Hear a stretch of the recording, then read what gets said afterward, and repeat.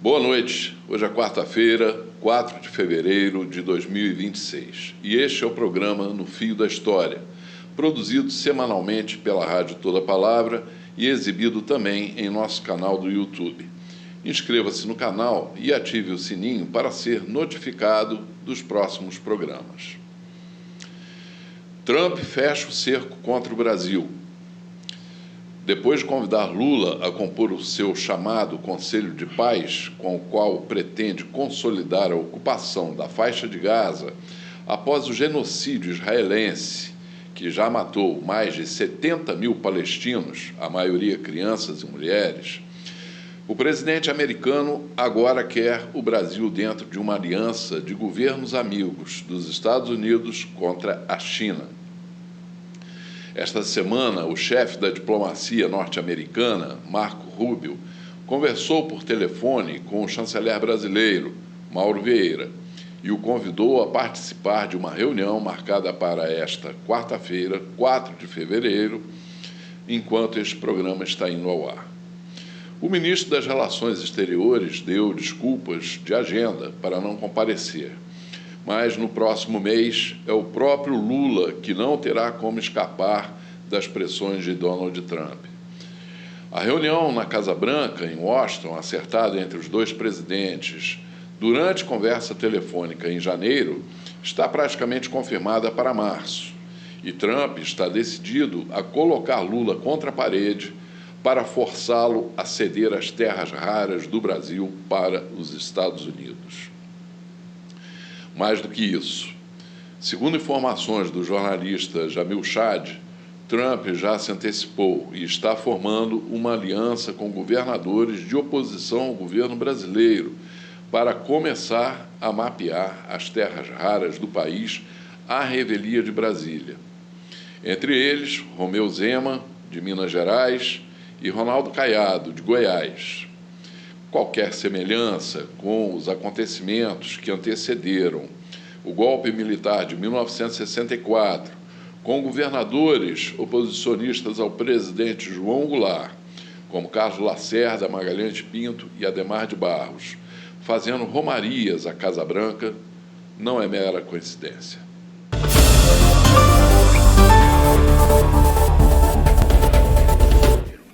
Aliás, vendo em conjunto, em todo o mundo, o que podemos afirmar é que nação que entregou o seu patrimônio, entregou as suas empresas, entregou o seu comércio, entregou as suas fábricas, entregou as suas terras, entregou a sua economia aos interesses estrangeiros, não se desenvolveram.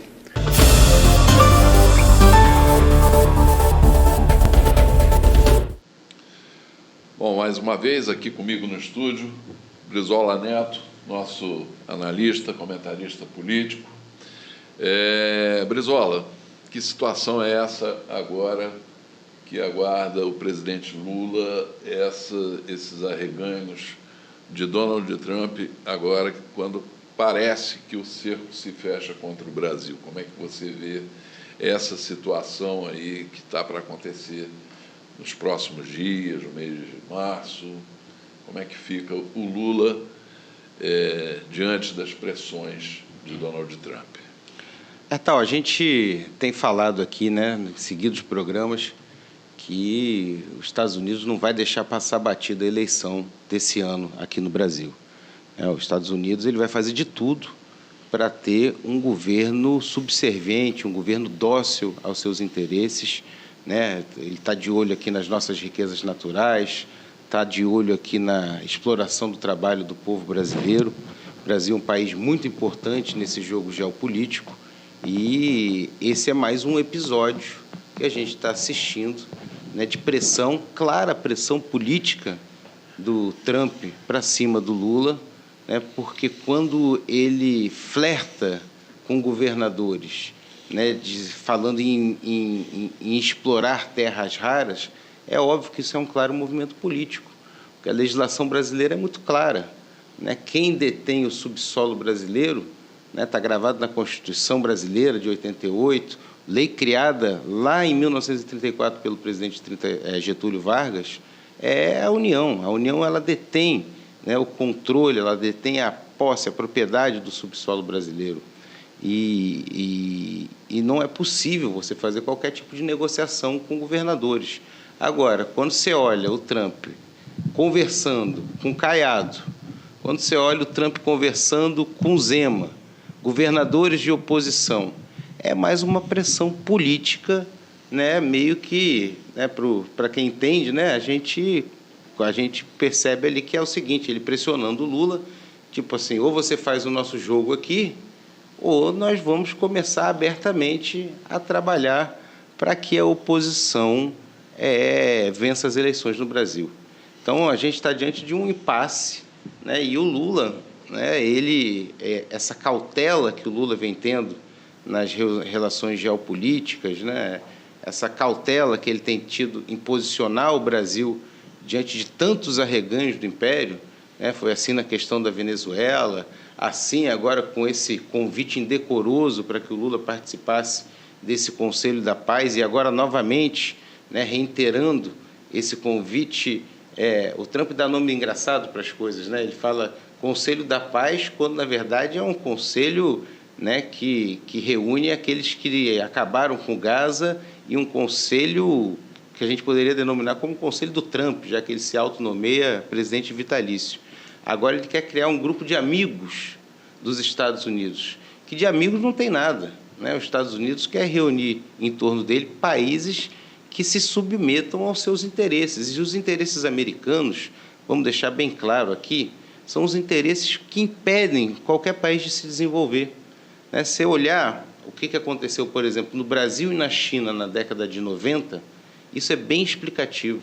O Brasil seguiu as regras do Consenso de Washington, seguiu os ditames do FMI e do Banco Mundial e privatizou aqui as suas empresas estatais. Foram centenas de empresas estatais brasileiras que foram privatizadas, incluindo a Vale do Rio Doce, né, que era a empresa estatal que explorava os minerais brasileiros sob o comando do Estado brasileiro. A China fez o caminho inverso. A China não só preservou, como criou novas estatais. Pois vamos ver o que aconteceu. A partir da década de 90, a economia chinesa, né, já vinha crescendo antes, né, mas a partir da década de 90, a economia brasileira estagnou completamente e hoje a China tem uma economia pelo menos 20 vezes maior do que a economia brasileira. E o Brasil ficou estagnado, ficou parado. O Brasil se desindustrializou. Hoje a indústria brasileira responde por menos de 10% do PIB nacional. E a gente perdeu espaço no mercado mundial, a gente perdeu protagonismo no jogo geopolítico, e esse foi o caminho traçado por Washington na década de 90. E agora a gente está diante de novo desse dilema. Aliás, o presidente Lula, ele declarou em diversos pronunciamentos que ele fez que não interessa ao Brasil simplesmente exportar suas terras raras.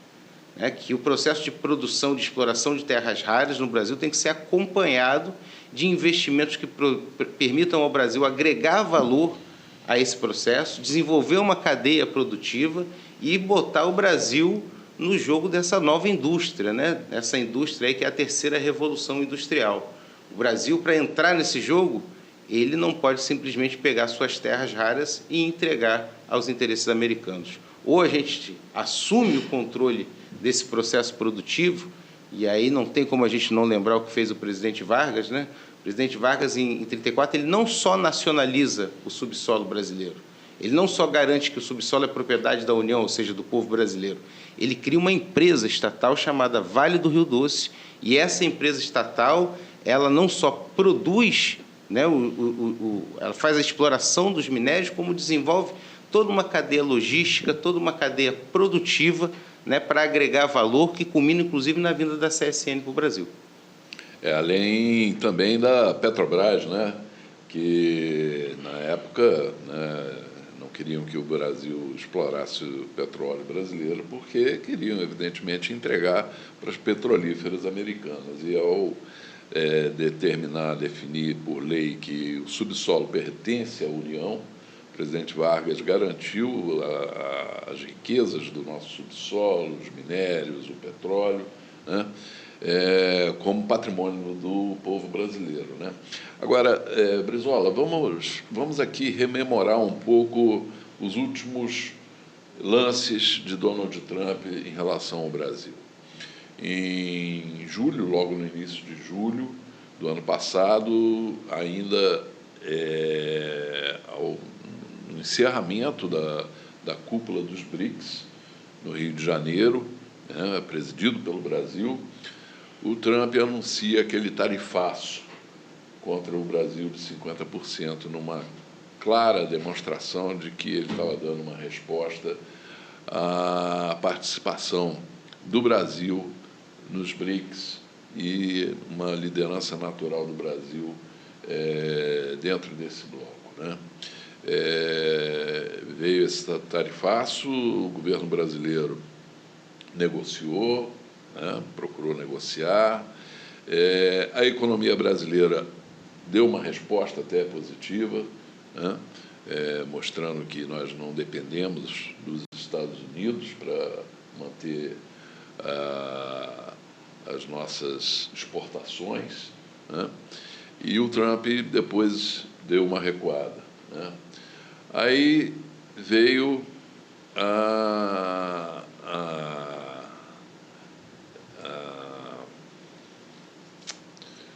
vamos dizer, as ações do Trump no início desse ano, né? Trump começou primeiro, né, afrontando os países sul-americanos, ainda a soberania dos países sul-americanos com a invasão à Venezuela, e colocou o presidente Lula, mais recentemente, numa sinuca de bico, nesse convite que ele fez ao Lula para participar desse Conselho de Paz, né, com o qual ele quer consolidar a ocupação do território palestino em Gaza, né? E o Lula procurou se equilibrar nessa situação aí, não respondeu negativamente, em princípio, impôs condições, que o Conselho não poderia ser, que teria que ser limitado a Gaza, que teria que ter presença dos palestinos. É uma questão que, de qualquer forma, esse Conselho, a presença dele em Gaza é completamente sem sentido algum, né? Mas, enfim, ele fez esse lance claramente querendo enredar o Lula dentro dessas suas pressões.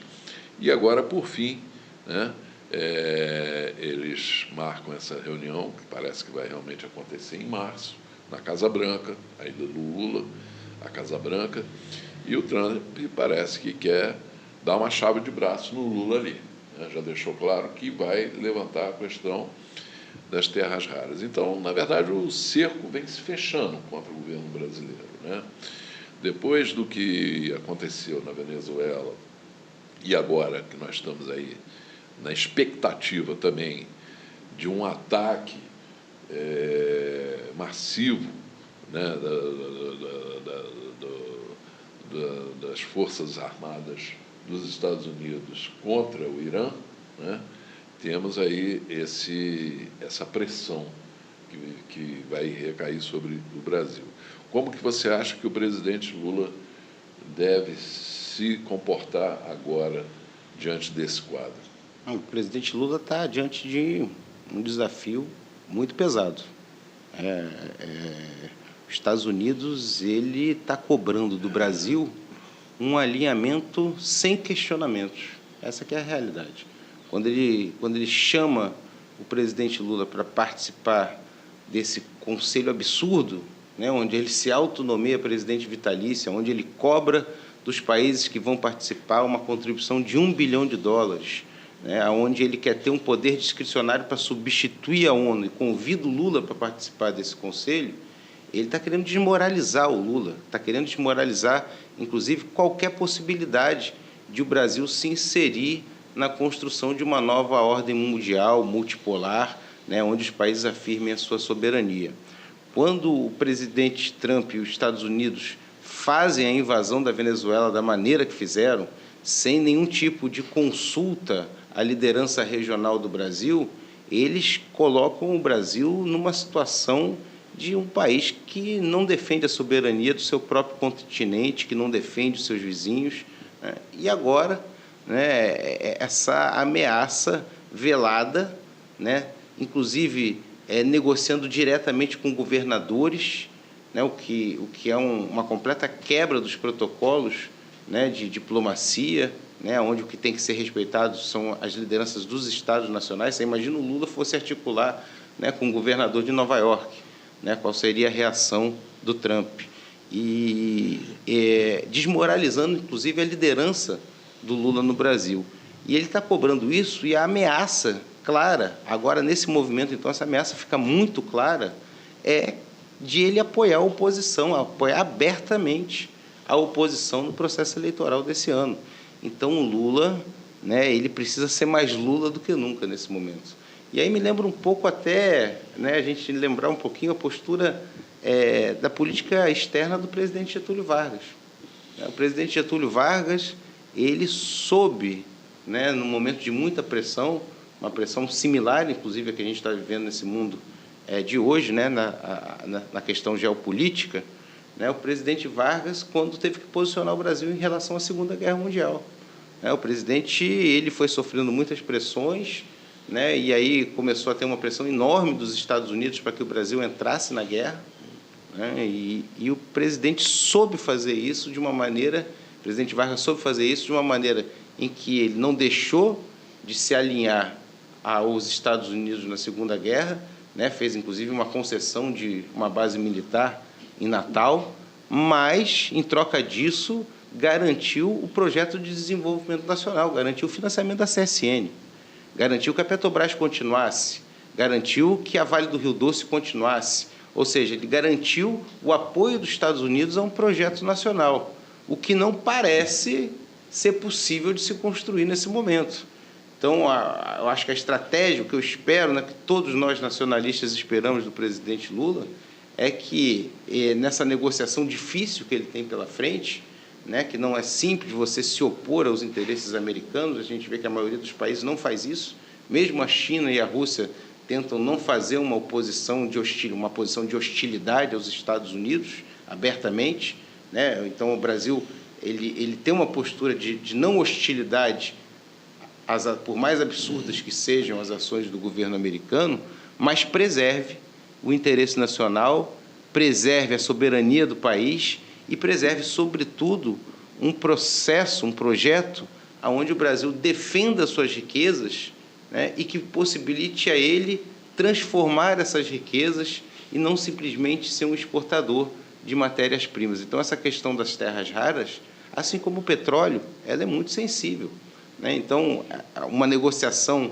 decente, onde o presidente Vargas preserve o interesse nacional, é preservar, por exemplo, um projeto que preveja que o Estado brasileiro, a União, não só preserve a propriedade do subsolo brasileiro, como já está garantido na Constituição, mas que desenvolva uma empresa estatal capaz de desenvolver toda uma cadeia produtiva das terras raras e inserir o Brasil nesse processo da nova revolução industrial. Em relação ao petróleo, a mesma coisa, que ele garanta, né, numa negociação com os Estados Unidos, que a Petrobras volte a ser nacionalizada, porque hoje a Petrobras ela não é mais uma empresa que defende o interesse nacional. Hoje a Petrobras é uma empresa que está aí a serviço dos lucros dos grandes fundos de investimento internacionais.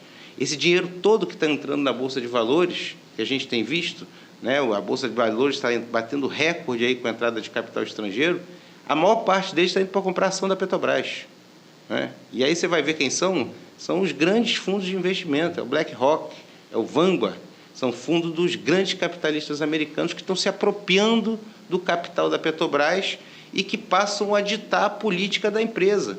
Então, a política, em vez de desenvolver um plano de investimento para fazer refinaria, para fazer petroquímica, para diminuir a dependência brasileira, a empresa se torna uma mera exploradora de petróleo, que arranca petróleo do subsolo, vende ele como matéria-prima e distribui lucros e dividendos aos seus acionistas, hoje, grande maioria deles, investidores internacionais. Você lembrou bem aí as negociações do presidente Getúlio Vargas, na época, né, e que soube explorar muito bem, né, e garantir ao Brasil uma compensação muito importante, né, através do apoio dos Estados Unidos, aqui na construção da CSN, a abertura da Rio Bahia, né, e outros fatores importantes que o presidente Vargas conseguiu garantir naquele momento para o Brasil, né, em defesa do desenvolvimento nacional. Agora, há uma grande diferença, né, porque naquela época o presidente Vargas lidava com um homem chamado Franklin Delano Roosevelt, né? E hoje o Lula tem que lidar com Donald Trump, né? Verdade. E inclusive, né, algumas dessas conquistas do Brasil, fruto daquelas negociações do presidente Vargas com o presidente Roosevelt, né, o Trump hoje até quer tomar para si. Ele fala em ocupar a base aérea de Natal, a base de Fernando de Noronha, que foram construídas pelos americanos na época da guerra, porque eram pontos da rota, né, da aviação americana, que não podia cruzar o Atlântico porque os aviões não tinham autonomia na época. Então foi criada uma rota, né, que passava pelo Nordeste brasileiro, né, em direção à África e daí para a Europa, né? E ele acha que isso aí são ativos dos Estados Unidos aqui no Brasil, né? Então o presidente Lula está diante de uma voracidade incontrolável do Império Americano, né? Então a missão do Lula hoje eu acho que é muito mais difícil, né? É uma missão muito mais difícil, até porque essas bases que você se referiu hoje são bases estratégicas para o controle do Atlântico Sul, continuam a ser bases estratégicas para o controle do Atlântico Sul. A gente tem ouvido notícia, inclusive, de generais da OTAN que estão visitando o Brasil, estão conversando com autoridades militares brasileiras, né? Então, existe um jogo de pressão muito forte, né, inclusive militar, né, para esse controle do Atlântico Sul. A tarefa do presidente Lula é uma tarefa difícil, é uma tarefa complexa, há muitas diferenças, como você falou muito bem, entre o Trump e o Roosevelt. Aliás, o Roosevelt sempre teve uma amizade verdadeira, né, com o presidente Vargas. Ele reconhece, inclusive, que muito do que ele aplicou nos Estados Unidos para salvar a economia americana da Grande Depressão, do New Deal, ele aprendeu com o Projeto Nacional de Desenvolvimento de Vargas. Isso está declarado pelo Roosevelt, declarado diversas vezes pelo Roosevelt, que o New Deal nasce da inspiração do Projeto Nacional de Desenvolvimento implementado, que ele viu e conheceu com o presidente Vargas aqui na década de 30. E eles tinham realmente uma amizade que permitiu ao Brasil, naquele momento, né, aderir à aliança dos aliados, né, aderir ao grupo dos aliados, fazer uma parceria militar com o governo americano, cedendo bases estratégicas no território brasileiro, mas, em troca, como eu disse aqui, viabilizou a Companhia Siderúrgica Nacional. O Brasil foi um dos primeiros países a ter uma siderúrgica de escala industrial, né? O Brasil, com esse investimento, ele destravou, né, o seu processo industrial. O Brasil teve naquela possibilidade, naquele acerto que foi feito entre o presidente Getúlio Vargas e o presidente Roosevelt, desenvolver toda a sua infraestrutura. Foi ali que as grandes petrolíferas pararam de interferir no processo de desenvolvimento da Petrobras, de implementação e desenvolvimento da Petrobras. Não que não voltassem depois a atacá-la, mas naquele momento houve uma interrupção dos ataques ao desenvolvimento da Petrobras. Foi ali naquele momento que se criou as bases para a eletrificação brasileira, da Eletrobras. Foi ali que se criou, com a vinda da CSN, a base para o Brasil entrar, né, na indústria de consumo, para poder trazer depois a indústria automobilística para o Brasil, desenvolver sua própria indústria automobilística, né, a Fábrica Nacional de Motores. Então, assim, naquele momento, aquela parceria com os Estados Unidos, né, ela foi uma parceria que terminou sendo vantajosa para o Projeto Nacional de Desenvolvimento, né, e deu ao presidente Vargas ali, né, uma condição, né, a capacidade que o presidente Vargas teve de negociar, e não foi uma negociação fácil também não, tá, Hertal? Por mais que tivesse amizade com Roosevelt, demorou anos para que os Estados Unidos liberassem o financiamento para a CSN ser implementada, né? Houve muita pressão. Tinham setores no Brasil que eram claramente inclinados ao apoio ao eixo, né? Existia uma influência muito grande da colonização alemã, da colonização italiana. Basta a gente lembrar que o Palmeiras chamava Palestra Itália, né? E o Getúlio ele teve que lidar com todos esses interesses de grandes cafeicultores de São Paulo, interesse de muitas colônias lá do Rio Grande do Sul, que era o seu estado, que tinham uma inclinação a apoiar a Alemanha na Segunda Guerra Mundial. Então, o Getúlio ele manobrou todos esses interesses, né, soube fazer valer a posição estratégica e a liderança regional do Brasil para fazer uma negociação que trouxesse vantagens para o povo brasileiro. E é isso que a gente espera do Lula. A gente também, o Lula não chegou a presidente da República, né, no seu 3º mandato, caminhando para um 4º mandato à toa, né? O que a gente espera do presidente, que já experiente, experimentado com a história, com a biografia do Lula, é que ele faça nessa negociação o que ele tem dito em seus discursos. Faça uma negociação que não precisa afrontar, né, criar qualquer tipo de hostilidade aos Estados Unidos, porque não é inteligente hostilizar os Estados Unidos, principalmente nesse momento, mas que preserve o interesse nacional. Agora, o Trump vai continuar agindo, né? E agora, principalmente nesse ano eleitoral, né? Trabalhando contra a soberania brasileira, sem dúvida nenhuma. Da mesma forma que o presidente Vargas enfrentou, na época, os fascistas que se instalaram aqui desde o início do fascismo, desde a ascensão do fascismo na Europa, né? E eles permanecem aí, né?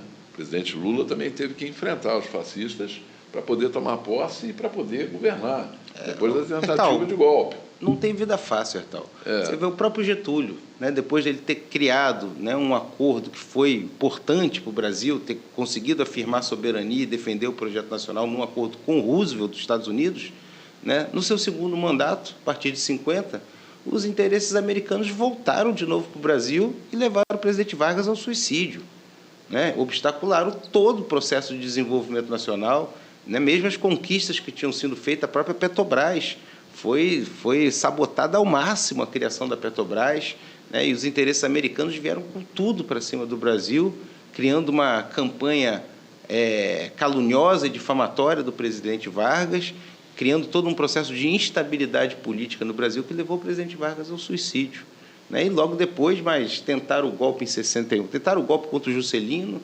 tentaram o golpe contra o Jango, e primeiro defendido pelo Brizola em 61 e depois efetivado em 64. Situação agora, como você disse aqui na nossa entrada, na entrada da nossa discussão aqui, muito bem, quando o Trump começa a flertar com governadores, ele parece repetir um movimento americano, né, que também, ali antes do golpe de 64, flertava com os governadores de Minas Gerais, do Rio de Janeiro, para desestabilizar o governo João Goulart. A receita parece que é sempre a mesma, né? Então, a cooptação aqui dentro do Brasil, né? O uso da oposição, no caso de 64, a oposição ao Jango e agora a oposição e da mesma ao Lula. forma agora também de setores militares. Sim. Quando a gente vê essa visita aí de generais da OTAN aqui, autoridades de Estado militares, não, isso é processo de cooptação, claro. Processo de cooptação, não tem a menor dúvida. E também essas operações aí, até no sistema financeiro, no sentido de viabilizar financiamento de campanhas aqui no Brasil, ou seja, tudo lembra muito o receituário de 64, né? Do que foi feito, do que foi de toda a conspiração. Agora, só que, nesse momento, de uma forma escancarada pelo presidente dos Estados Unidos, que assume um papel de intervencionista mesmo aqui, não só no Brasil, né? Em todo o mundo ele tem exercido esse papel, né? E assim, tem questões que a gente precisa debater, né? Você olha, por exemplo, o caso do Irã, né? Os ataques à economia do Irã, né? Grande parte dos protestos que surgiram no Irã, antes, inclusive, da ação dos criminosos, dos terroristas, né, infiltrados lá pela CIA e pela Mossad, né, vieram de um processo de derrubada da economia do Irã, né, que, inclusive, mobilizou pessoas autenticamente, que protestavam ali contra o aumento dos preços, contra a inflação, contra a desvalorização da moeda iraniana, o que mostra que, mesmo o Irã, que há anos convive com pesadas sanções promovidas pelos Estados Unidos, né, que há anos está fora desse sistema de pagamentos, né, controlado pelo sistema financeiro e pelos Estados Unidos, né, tem uma dependência enorme sobre o dólar. Enorme sobre o dólar. Né? E o Brasil é pior ainda. O Brasil pior ainda. Então, assim, esses movimentos especulativos econômicos, e é engraçado, agora, por exemplo, o fluxo de capital externo para o Brasil é uma avalanche de dinheiro que está entrando de fora aqui, desses fundos de investimento, principalmente fundos de investimentos americanos, entrando muito dólar no Brasil, né? E isso gera efeitos na nossa economia. Você vê, o dólar está baixando. O dólar está no menor patamar nos últimos 2 anos.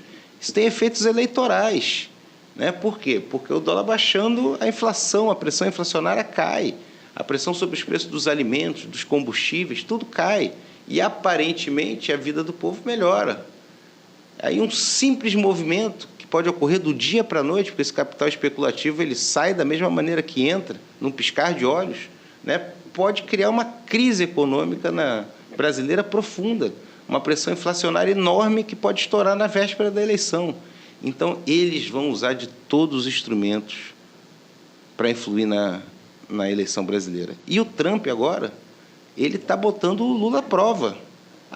Você vem aqui, diz que é meu amigo, diz que não quer confrontar os Estados Unidos, então vamos ver aqui, ó.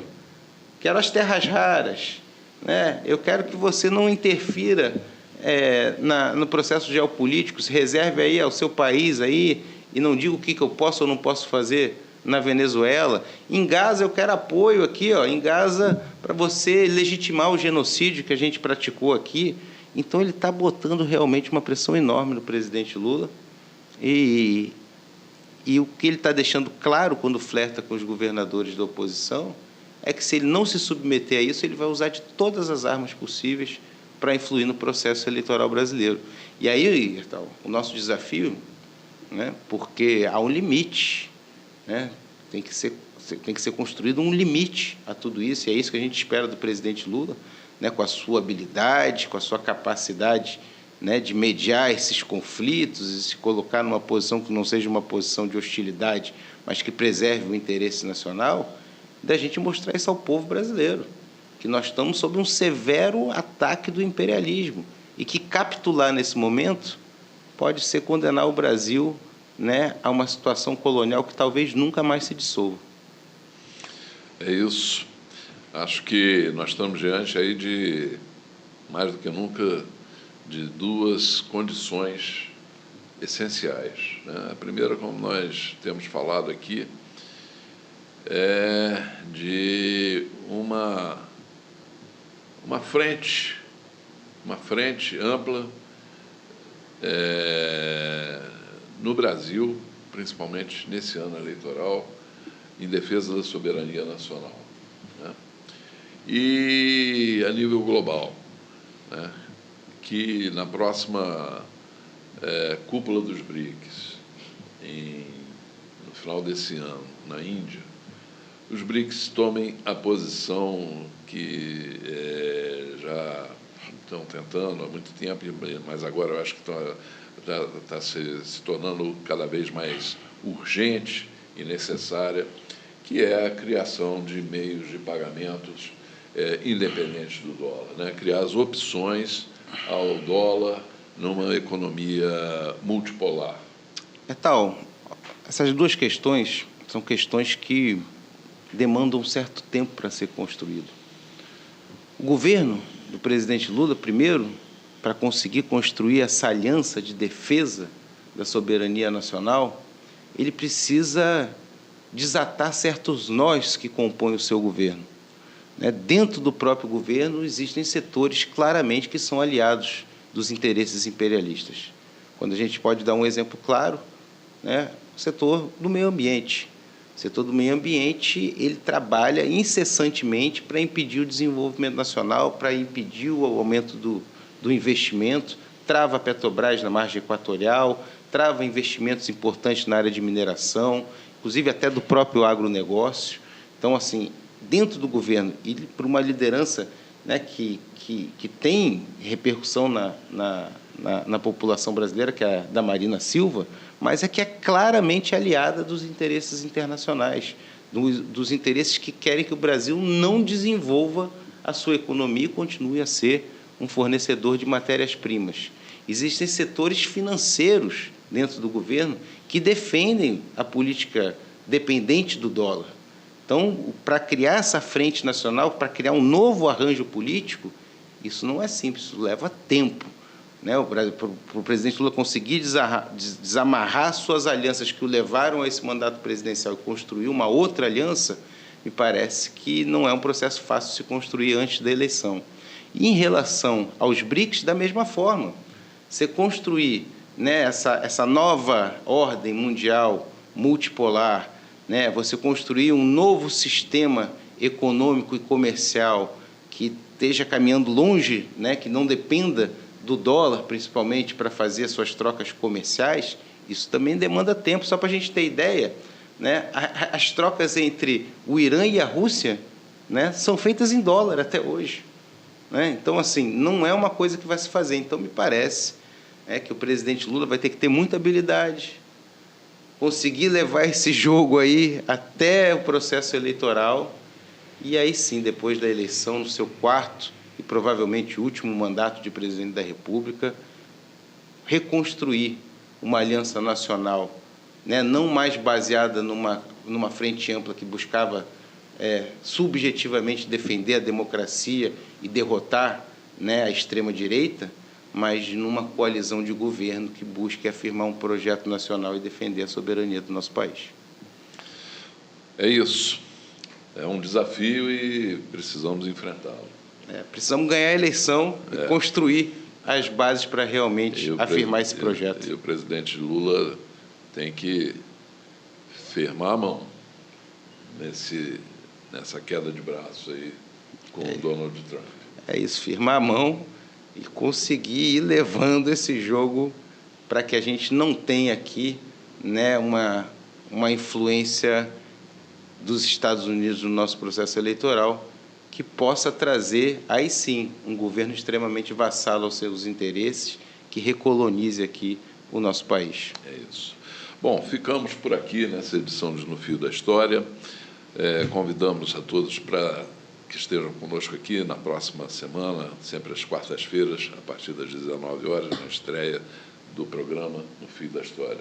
Brizola, obrigado pela presença, e nos vemos na próxima quarta-feira. Obrigado, Hertal. Até quarta-feira que vem. Bom, ficamos agora com alguns clipes selecionados pelo Centro de Memória Trabalhista, que exibiremos para encerrar esta edição de No Fio da História. Até a próxima.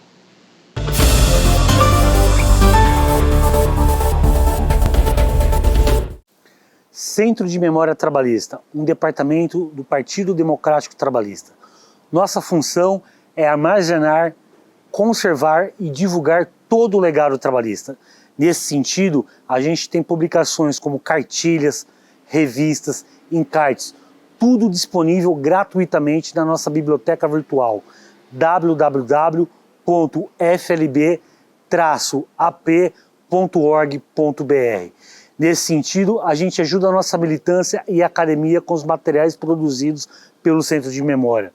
Temos também nosso canal no YouTube, onde lá você vai encontrar várias entrevistas e materiais importantes.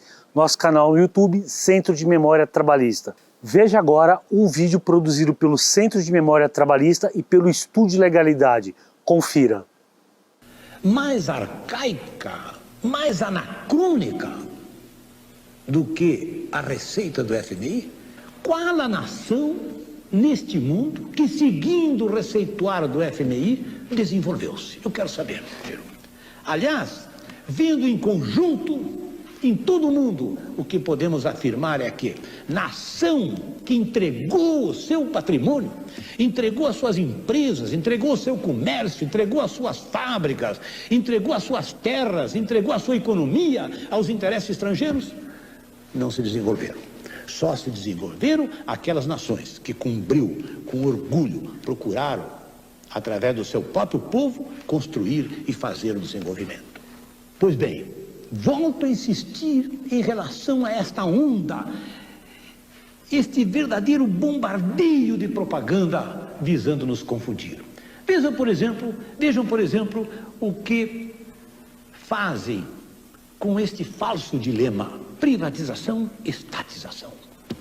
Quando que, a rigor, o que nós devemos buscar é o interesse público. Privatizar nos países desenvolvidos é uma coisa muito diferente do que ocorre aqui. Privatizar aqui é praticamente concentrar o capital. Por conseguinte, uma linha antidemocrática, uma linha antissocial e contrária ao desenvolvimento. Privatizar naqueles países é praticamente democratizar o capital. Aqui não. Com agravante de que, em geral, conforme o vulto da empresa a ser privatizada, vai cair nas mãos do capital internacional. Por conseguinte, a desnacionalização da economia. Acho que nós, brasileiros, necessitamos realizar esse esforço, apelar para os nossos próprios valores, apelar para o exemplo, para as ideias que nos deixaram os fundadores dessa nação. Não vai ser nos entregando, não vai ser fazendo a miséria do nosso povo, não vai ser nos submetendo aos interesses internacionais é que nós iremos construir este país.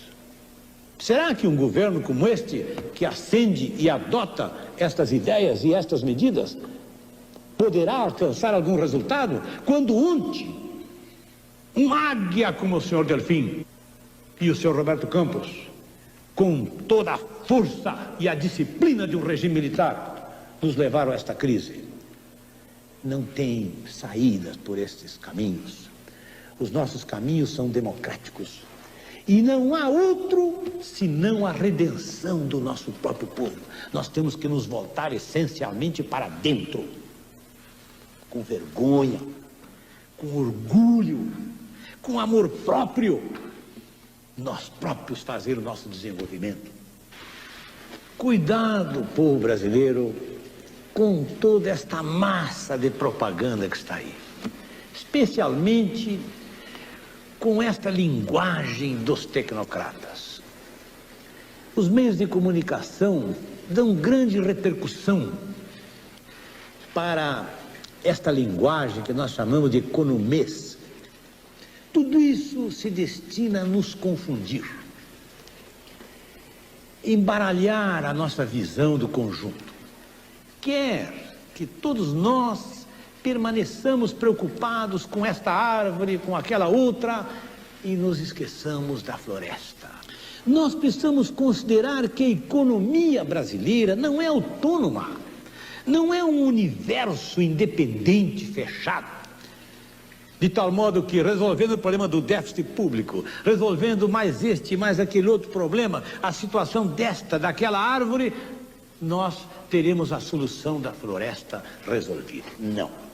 Isto é uma economia que está inserida num grande estômago, que é a economia internacional. A economia internacional tornou-se uma espécie de um grande polvo, com os seus 1000 tentáculos e ventosas colocados sobre nós. E esta enorme economia, que é a 8ª, a 9ª do mundo, está aí com um dos povos mais empobrecidos. mais fracos, mais submergidos na degenerescência e na miséria. Porque o Brasil, essa é a grande verdade, tornou-se nestes tempos o maior centro da roubalheira internacional de toda a história humana. Os negócios da China tornaram-se agora os negócios do Brasil. E a classe dirigente que entrou nesta cumplicidade esconde do povo brasileiro essa verdade.